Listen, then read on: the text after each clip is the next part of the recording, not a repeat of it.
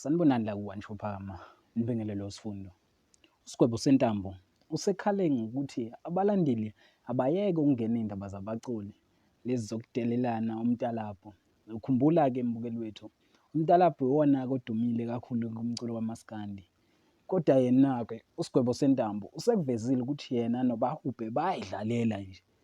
Umlandeli wakhe engayithathi serious lento abayenzayo benoBahubhe bayayidlalela.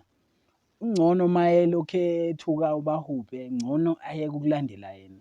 Ngabe uthini umbono wakho mbukeli wethu ngalolu daba lokuthi ngempela bayadlala abaculi uma betalabhana? Sacela nje ushiye umbono wakho ngaphansi ku-comment section. Ungakhohlwa ukulayikha, nokukhomenta, nokusubscribe-a. Ngiyabonga. Ngisacela balandeli bethu bomculo kamaskandi ningayingeni kakhulu indaba zabaculi. Mina noBahubhe siyadlala manje uma umlandeli wami uzothi uBahubhe ngokuthi ukhuluma nami angathi ungenaphi, yabona.